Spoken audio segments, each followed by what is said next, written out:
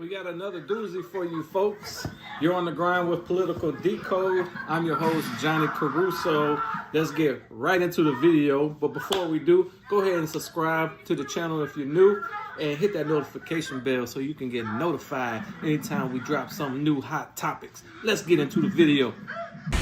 Ukraine says it carried out large-scale drone attacks on multiple air bases, including some thousands of miles inside Russia. It says Operation Spiderweb caused $7 billion in damage. A Ukrainian military source said multiple combat planes were destroyed in the attack. Russia has confirmed there was an attack, but is giving few details.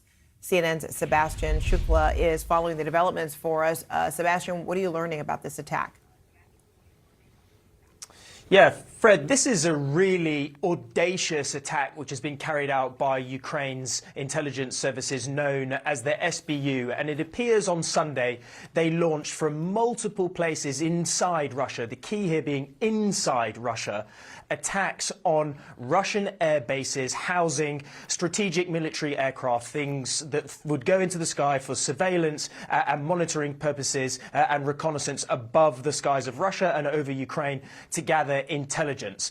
What the Ukrainians are saying is that this has been a highly coordinated attack with swarms of drones attacking these Russian air bases all at the same time. And those videos that have been coming out on social media show the devastation and damage that has been wrought on these aircraft, many of them on the tarmac there. There's one in particular, I don't know if we're able to show it. You can see a first-person view, from the drone that shows these planes and drones hitting these planes on airfields or in airfields inside Russia. It is a truly astonishing attack because what the Ukrainians have managed to do is damage some 40 aircraft, as you say, left billions of dollars of damage here for the Russians. And most surprisingly, these have taken place not on the borderlands or the areas of Ukraine where the fighting is going on. One of these, in particular, Irkutsk, is in Siberia. That's 4,000 kilometers away from Ukraine. And so this talks to a much broader,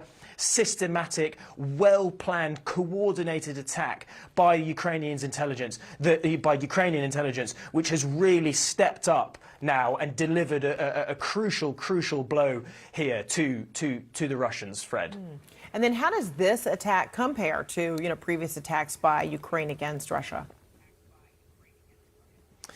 Yeah, well, this is a big one. And the difference, though, is that this has happened from inside Russia. We have all seen the videos of drone attacks hitting Russian military and infrastructure targets for the past many months. And it has been a coordinated campaign from the Ukrainians. But those have been launched, by and large, if not all of them, from inside Ukraine. I have been part of a Ukrainian military intelligence operation to launch drones into Russia, but those drones took off from inside Ukraine. So this marks a major change. We've also seen the Ukrainians been able to push back the Russian Navy in the Black Sea, which has also allowed them to protect their coastline, the Ukrainians to protect their coastline and attacks coming from sea into Ukraine. But this coming from inside Russia is a real game changer, and it will send a message to the Kremlin, Fred, that our operations now are becoming more sophisticated. We have the equipment, we have the hardware, we have the military know-how, and crucially here, we have the intelligence that allows us to operate inside the Russian Federation. And all of this coming at a time, Fred, where the Russians and the Ukrainians are due to meet tomorrow in Turkey to try to hash out or at least make some sort of progress towards bringing into act a ceasefire to stop the fighting in Ukraine, which was supposed to be and is hopefully going to lead to finally the ending of this conflict, which has been going on now, Fred, since February 2022. All right, Sebastian Shukla, thank you so much. What they call it, Operation Spiderweb. Looks like it was a retaliation attack for Russia's drone attack. I said it once and I say it again. When Ukraine starts sending drones and attacking nuclear sites, they don't even have to hit them, just bombard them polka dot them. White flag. Russia's gonna throw in the white flag the minute Ukraine starts sending in drones attacking Russia's sites, nuclear sites with drones, because they can ill afford just one nuclear explosion on their soil. And what they have, like, some estimated 7,000 nukes. All it takes is one drone, kamikaze style, within the perimeters of a nuclear site. It doesn't have to detonate nothing, just land in there. And Russia, the citizens, they're gonna raise hell. Russia will have to throw the red flag. That is the way that you neutralize Russia. And it's really the only way you prevent them from shooting their nuclear weapons, is through this means of war with Ukraine, sending in drones, into those nuclear sites they have. That, because what they can't do is just start shooting nuclear missiles at Ukraine, because it's so close to their border. They're gonna feel the impact of the fallout of the radiation, right? So that seems to me, one drone just falling into the boundaries of a nuclear facility, the people are gonna raise hell over that. It'll be over. That's my opinion on that. Y'all tell me what you think. Hey, if you're new to the channel, you need to go ahead and subscribe now, because we got plenty more hot takes coming, baby. Let's get back to the video. Thank you so much. All right, let's bring in Jill Doherty right now. She's a CNN contributor, former CNN bureau chief for Moscow, and adjunct professor at Georgetown University. Great to see you. So you just heard Sebastian. He used the word audacious to describe this attack. How would you describe, I guess, the risk or reflection of improved intel from Ukraine? Yeah, I mean, when you look at the map of Russia and you see where they hit, it's quite astounding.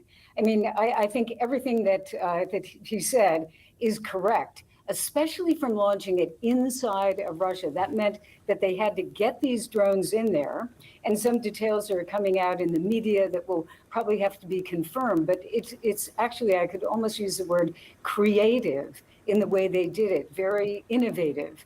I think that it is a very big blow to Russia. If you have 40 planes, and these are bombers and intelligence planes, et cetera, that is really huge. And I think also, you have to, again, put it in context. Tomorrow, both sides will be meeting in Istanbul. And this attack comes just days after Russia launched the biggest attack on Ukraine since the war began. I mean, they had drones and ballistic missiles. So we have enormously, increased fighting right now. I was talking to a friend of mine who is Russian, talking to a relative in Moscow, and saying that even the psychological effect of this is quite big, because that friend in Moscow was saying, the war has come to Moscow. It's no longer something that's far away in Ukraine. It is now striking the homeland, and thousands of kilometers and miles into the homeland. It's really significant. And this is happening on, the eve, loosely speaking, of what is supposed to be continued peace talks involving Ukraine and Russia, this time in Turkey again. So might this impact that?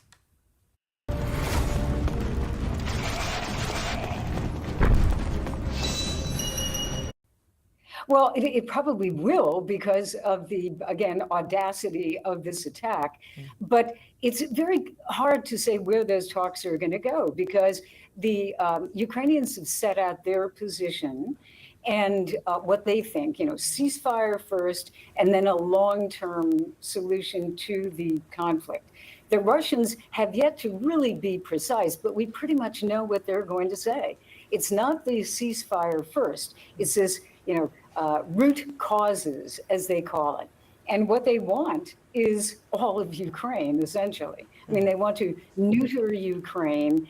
It won't be able to join NATO. It won't be able to have a substantial military. They want territory. The Russians want territory that they claim in kind of a legalistic way, but they don't even hold it. So this is, I don't know where they will go. Apparently, it's the same negotiating team from the Russians that they had at the last meeting, and that came up with essentially nothing. I think the question is, what does President Trump do with all of this? Because you have on Capitol Hill, not far from where I am, you have senators who are talking about, excuse me, increased sanctions, and really very serious sanctions. And it's a bipartisan push for new sanctions. But the question is, will President Trump do that? And that's the huge question. Right. And if he does do that and, really give, some credence to what the senators who visited Kyiv last week, are proposing with these sanctions, how will that further cripple, if at all, Russia?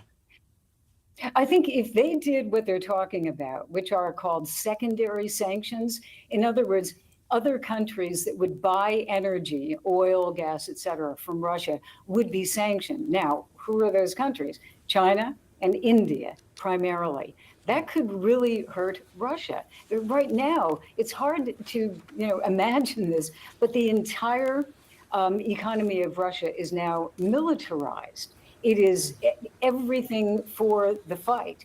And you have approximately 40% of the economy now devoted to either producing weapons, tanks, et cetera, or to mobilizing people, paying for those people who are being mobilized, 40%.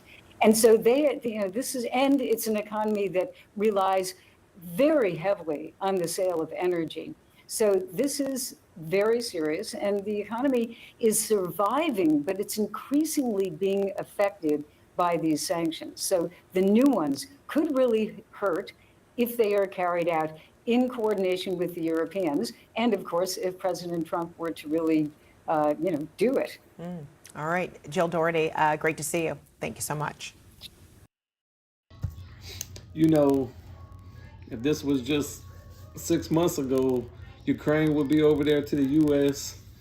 begging for another package, and we would have been throwing billions of dollars at this war, for more weapons, more whoever knows, and who knows who's money laundering, picking up the billion here that's left over, that's not really being allocated right. Who knows if it goes back to the politicians or not. And then Russia, they want all the land, right? But they're unable to take the fucking land. Two things are true about land. One, you must be able to take care of the land for it to be yours. But before that, you must be able to protect the land. You must be able to take the land. And if you're able to take it, you must be able to keep it and protect it. And truth be told, Ukraine is just now getting the green light to shoot rockets deep into Russia. Russia is so far expanded, they can't even control their own land. They can't protect their own land. Not when a real foe is presented to them. And they have these, Putin has these aspirations to just go and reclaim the whole USSR for them, get it back. You want to make that area better with Russia and I said it before, I'll say it again, with Russia and Iran, you have to find a way to trade back and forth with them so they can make millions of dollars back and forth. Trade is the way. China, big time U.S. adversary. All the trade we do for them, we're just propping up our enemy, but it keeps the peace. You trade with your enemy. When you don't trade with your enemy, it's wartime. So, that's what I think.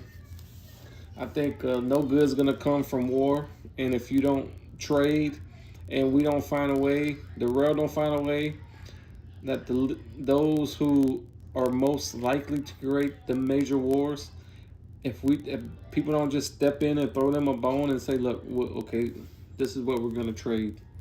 Here you go. It's kind of like, y'all remember when Saddam Hussein, who didn't have nuclear weapons, and George Bush claimed he did, and the U.S. Army military, we went over there and bombed the shit out of them.